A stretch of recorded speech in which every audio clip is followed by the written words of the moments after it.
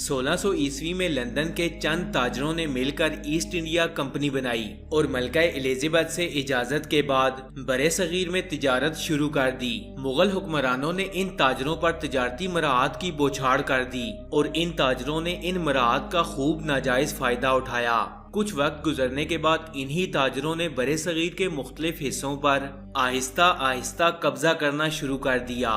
मुगल हुकूमत बहुत कमजोर हो चुकी थी, इसीलिए अंग्रेजों के जारहाना इक़दामात को रोक न सकी। सबसे पहला हमला सिंध पर होता है। 1843 में मियानी के मकाम पर फैसला कुन लड़ाई होती है और चार्ल्स नेपर की फतह होती है। कश्मीर पर कब्जा करने के बाद अंग्रेज कश्मीर को सिर्फ 75 लाख के एवज राजा गुलाब सिंह को बेच देते हैं और इंतहाई कम वक्त में पूरा बरे सगीर अंग्रेजों के कब्जे में चला जाता है। इस नाजायज कब्जे के बाद बरे सगीर की मुख्तलिफ जगहों पर अंग्रेजों के खिलाफ बगावतें शुरू हो जाती हैं। 10 मई 1857 को मीरठ के मकाम पर मुसलमान और हिंदू मिलकर अंग्रेजों के खिलाफ जंग लड़ते हैं, मगर पूरी तरह से नाकाम हो जाते हैं और कामयाबी अंग्रेजों के हिस्से में आ जाती है। इस जंग के बाद अंग्रेज जुल्मो सितम की हदें अबूर कर जाते हैं। जंगे आजादी में चूंकि मुसलमान आगे आगे थे, इसलिए इनके जुल्मो सितम की सबसे ज्यादा भेंट चढ़ने वाले भी बरे सगीर के मुसलमान ही बने।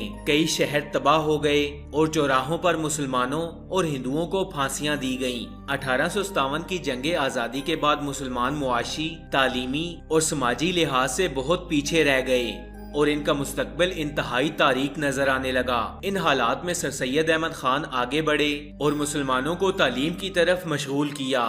सर सैयद अहमद खान ने बहुत से तालीमी अदारों की बुनियाद रखी, मगर अलीगढ़ कॉलेज इनकी नुमाया कामयाबी थी, जो के बाद में अलीगढ़ यूनिवर्सिटी बनी। 1866 में उर्दू हिंदी तनाज़ा होता है। दफातर में उर्दू की जगह हिंदी को नाफिज करने की कोशिश की जाती है और इसके बाद हिंदुओं और मुसलमानों में फासले बढ़ना शुरू हो जाते हैं। अब मुसलमान और हिंदू आमने सामने आ जाते हैं और इसी को देखते हुए अंग्रेजों ने भी मुसलमानों और हिंदुओं के दरमियान मौजूद मजहबी इख्तलाफात को खूब हवा दी।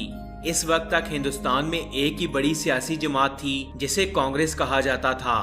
सर सैयद अहमद खान ने मुसलमानों को सियासत से दूर रहने का मशवरा दिया और 1998 में सर सैयद रहलत फरमा गए, लेकिन इस वक्त तक मुसलमानों के पास रहनुमाओं की एक बड़ी खेप तैयार हो चुकी थी। सर सैयद ने मुसलमानों को सियासत से अलग रहने का मशवरा तो दिया था, मगर अब हालात ऐसे बन चुके थे कि मुसलमानों की सियासी नुमाइंदगी की जरूरत महसूस की जाने लगी। 1 अक्टूबर 1906 में मुसलमान रहनुमाओं का एक वफद शिमला में वासराय लॉर्ड मिंटू से मिला और जुदागाना इंतखाबात का मुतालबा किया। वासराय ने काफी हौसला अफजा बातें की, जिसके बाद दिसंबर 1906 में मुसलमानों ने अपनी अलग सियासी जमात मुस्लिम लीग कायम की और सर आगा खान इसके पहले सदर बने। वक्त गुजरने के साथ साथ मजहबी फसादात फूटते जा रहे थे। 1913 में कायद-ए-आज़म कांग्रेस को छोड़कर मुस्लिम लीग का हिस्सा बन जाते हैं। कायद-ए-आज़म हिंदू मुस्लिम इत्तेहाद के सबसे बड़े अलमबरदार के तौर पर सामने आते हैं। इनकी कोशिशों से 1916 में मुआहदा लखनऊ हुआ, जिसमें कांग्रेस जुदागाना इंतखाबात पर राजी हो जाती है। इसी दौरान जंगे अजीम अव्वल भी चल रही थी। जंगे अजीम अव्वल के इख्तिताम पर तुर्की को इंतहाई बुरी तरह शिकस्त का सामना करना पड़ता है। 1919 में बरे सगीर के मुसलमान खिलाफत और मुकामात मुकद्दसा की हिफाजत के लिए तहरीक खिलाफत शुरू कर देते हैं और देखते ही देखते ये बरे सगीर की सबसे बड़ी तहरीक बन जाती है। गांधी इस तहरीक में मुसलमानों का साथ देते हैं, मगर बाद में अचानक इस तहरीक से अलग हो जाते हैं। इस तहरीक की वजह से मुसलमानों को शदीद नुकसान पहुंचता है। बगावतों को कुचलने के बाद 1919 में रॉलेट एक्ट नाफिज कर दिया जाता है, जिसमें अदालती कार्रवाई के लोगों को शकूक व शुबहात की बुनियाद पर कत्ल करने का हुक्म दे दिया जाता है। इस एक्ट के नाफिज होने के बाद बगावतों में मजीद शिद्दत आ जाती है। चुनाचे अंग्रेज 1919 में अमृतसर के अंदर जलियांवाला बाग में एक जलसे पर फायरिंग करके तकरीबन 1200 से ज्यादा लोगों को मौत के घाट उतार देते हैं। 1920 से 1922 तक तहरीके अदम एतमाद चलती है और फिर 1928 में कायद-ए-आज़म ने अपने 14 निकात पेश किए, जिसमें मुसलमानों की अलग सियासी नुमाइंदगी और मुसलमानों के अलग हकूक के तहफ़्फ़ुज़ की बात की गई। 1930 में अल्लामा मोहम्मद इकबाल अपने मशहूर खुतबा अलाहाबाद में मुसलमानों की अलग रियासत को तमाम मसाइल का हल करार देते हुए अलग मुमलिकत का मुतालबा करते हैं। ठीक 1 साल बाद गोल मेज कॉन्फ्रेंस में इलामा मोहम्मद इकबाल ने फिर से अलग रियासत का मुतालबा सबके सामने रखा, मगर कांग्रेस बरे सगीर की तकसीम के किसी फार्मूले पर भी राजी नहीं होती। 1933 में चौधरी रहमत अली एक पंफलेट जिसका नाम नाउ और नेवर था, इसमें नई रियासत का नाम पाकिस्तान तजवीज करते हैं। जब अलग रियासत का कोई भी हल निकलता नजर नहीं आया तो कायदे आजम मायूस होकर लंदन चले जाते हैं और फिर अलामा मोहम्मद इकबाल की दरख्वास्त पर 1934 में वापस आते हैं और फिर अपनी सारी जिंदगी मुसलमानों की आज़ादी के लिए वक्फ कर देते हैं। 1937 में आम इंतखाबात मुनक्किद होते हैं जिसमें कांग्रेस 1585 नशिस्तों में से 707 नशिस्तें जीत जाती है, जबकि मुस्लिम लीग के हिस्से में सिर्फ 106 नशिस्तें आती हैं। इस इलेक्शन के बाद कांग्रेस हुकूमत बनाती है और मुसलमान एक बार फिर से अपने हकूक से महरूम हो जाते हैं। चनाचे 1939 में जब ये कांग्रेसी वजारतें खत्म होती हैं तो मुस्लिम लीग यौम निजात मनाती है।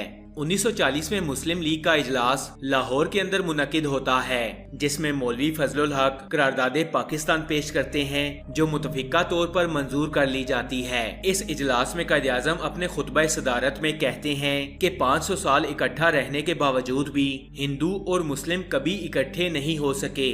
हिंदू और मुस्लिम दो अलग अलग कौमें हैं और यहीं से दो कौमी नजरिए की बुनियाद रखी गई। इसके बाद पाकिस्तान का मुतालबा जोर पकड़ना शुरू कर देता है और तहरीके पाकिस्तान उरूज पर पहुंच जाती है।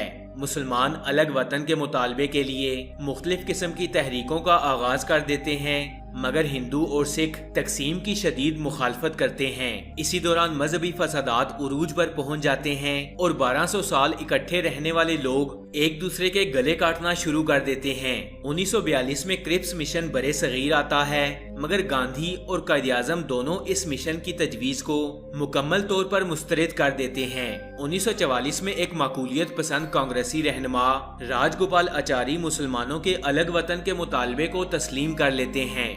गांधी जी मुत्तहिदा हिंदुस्तान पर अड़ जाते हैं, जबकि कायदे आज़म अलग वतन का मुतालबा जारी रखते हैं। अब हिंदुओं और मुसलमानों के रास्ते वाजिया तौर पर अलग अलग हो चुके हैं। 1945 में वासराय माउंटबेटन शिमला में रहने वाले रहनुमाओं की कॉन्फ्रेंस तलब करता है। जवाहरलाल नेहरू हिंदुओं की नुमाइंदगी करते हैं, सितारा शेख सिखों की नुमाइंदगी करते हैं और ये दोनों तकसीम के किसी फार्मूले पर भी तैयार नहीं हैं। कायदे आज़म मुसलमानों की नुमाइंदगी करने आए हैं और ये मुसलमानों की अलग रियासत के अलावा किसी भी समझौते को मानने के लिए तैयार नहीं हैं। इस कांग्रेस में मुस्लिम वज़रा की नुमाइंदगी पर कांग्रेस और मुस्लिम लीग में जबरदस्त इख्तलाफ हो जाता है और वेवर प्लान भी बुरी तरह नाकाम हो जाता है। कांग्रेस और लॉर्ड वेवल कायदे आज़म को इस कॉन्फ्रेंस की नाकामी का जिम्मेदार ठहराते हैं। वेवर प्लान की नाकामी के बाद लॉर्ड वेवल आम इंतखाबात का ऐलान करते हैं। कांग्रेस मुत्तहिदा हिंदुस्तान और मुस्लिम लीग पाकिस्तान के मुतालबे के साथ मैदान में उतरती है। दोनों जमातें इलेक्शन की मुहिम में खूब जान लड़ाती हैं और ये इंतखाबात जुदागाना तरीके पर मुनक्किद होते हैं। पूरे बरे सगीर में मुसलमानों के लिए असम्बली की 30 सीटें मखसूस थीं। मुस्लिम लीग ये 30 की 30 सीटें जीत जाती है। सूबाई असम्बली के इंतखाबात में भी मुस्लिम लीग ने दूसरी जमातों को शिकस्त से दोचार किया। 1945 और 46 के आम इंतखाबात कायदे आज़म के मुवक्कफ की तायीद करते हैं और अब पाकिस्तान के क़याम की राह हमवार हो जाती है। 1946 में काबीना मिशन प्लान बरे सगीर में आता है। हुकूमत साजी में शरीक होने के लिए तमाम तजावीज़ को मानना बेहद जरूरी था। कांग्रेस इस प्लान पर बहुत खुश थी, मगर मुस्लिम लीग इलेक्शन जीतने के बाद इस प्लान से काफी मायूस थी। तवक्को तो ये की जा रही थी कि कायदे आज़म इस प्लान को मानने से इनकार कर देंगे और मुस्लिम लीग इस कानून साजी में हिस्सा नहीं ले सकेगी, लेकिन कायदे आज़म ने इस प्लान को मंजूर करके कांग्रेस को वर्दाए हैरत में डाल दिया। अब कांग्रेस ने आधा प्लान मंजूर किया, हालांकि अबूरी हुकूमत में शामिल होने के लिए प्लान को मुकम्मल तस्लीम करना जरूरी था। कायदे आज़म के मुतालबे के बावजूद हुकूमत बरतानिया ने प्लान नाफिज करने से साफ इनकार कर दिया। मुस्लिम लीग इससे इंतहाई मायूस हुई और 16 अगस्त 1946 में मुस्लिम लीग ने यौम रास्ते इक़दाम का اعلان کیا۔ ہر جگہ مسلمانوں نے مظاہرے کیے اور مسلمانوں نے ہندوؤں کے دیے ہوئے خطابات واپس کر دیے۔ لارڈ ویول جب برے صغیر کا سیاسی حل نکالنے میں ناکام ہو گیا تو حکومت برطانیہ نے لارڈ ماؤنٹ بیٹن کو برے صغیر میں واسرائی کے طور پر بھیج دیا۔ 20 فروری 1947 کو برطانوی وزیر اعظم نے اعلان کیا کہ 1948 میں برے صغیر سے برطانوی راج کو مکمل طور پر ختم کر دیا جائے گا۔ اس اعلان کے ساتھ ہی پورے برے صغیر میں فرقہ واریت اور فسادات کے شعلے بھڑکنے لگے۔ 3 جون 1947 کو لارڈ ماؤنٹ بیٹن تقسیم ہند کا اعلان کر دیتا ہے۔ اس منصوبے کے تحت پنجاب اور بنگال کی تقسیم کی جائے گی اور تقسیم کی ذمہ داری ریڈ کلف کے ذمے لگا دی جاتی ہے۔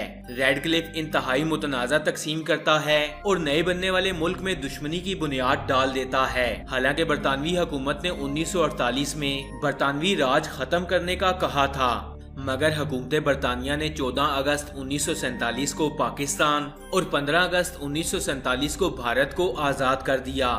آزادی کے اعلان کے ساتھ ہی لوگوں نے اپنے نئے ملک کی طرف ہجرت کرنا شروع کر دی۔ اس ہجرت کے دوران فسادات عروج پر پہنچ گئے اور اس کی وجہ یہ تھی کہ ایک تو فوج ڈس فنکشنل تھی، دوسرا برطانیہ نے اچانک آزادی کا اعلان کر کے دونوں ممالک کو نئی مصیبت میں ڈال دیا تھا، اور یوں ان فسادات میں 10 لاکھ سے زیادہ لوگ ہلاک ہوئے۔ فرینڈز، یہ کہانی تھی برے صغیر پر برطانیہ کے قبضے سے لے کر پاکستان بننے تک کی۔ نیکسٹ ویڈیو میں آپ کو بتاؤں گا کہ 14 اور 15 اگست 1947 کی رات کو آخر ایسا کیا ہوا کہ پاکستان کو بھارت سے پہلے آزاد کرنا پڑا۔ 14 اور 15 اگست کی رات کو کیا فیصلے لیے گئے، ان فیصلوں سے ہندوؤں اور مسلمانوں کو کیا نقصان ہوا اور کیا فائدہ ہوا۔ تو اس ویڈیو کا پارٹ 2 دیکھنے کے لیے سٹوری فیکٹس چینل کو سبسکرائب کر لیں اور ساتھ میں لگے بیل آئیکن کو بھی پریس کریں تاکہ مزید آنے والی ایسی انفارمیٹیو ویڈیوز کا نوٹیفیکیشن آپ کو مل سکے۔ میں ملوں گا آپ سے اگلی ویڈیو میں، تب تک کے لیے اللہ حافظ۔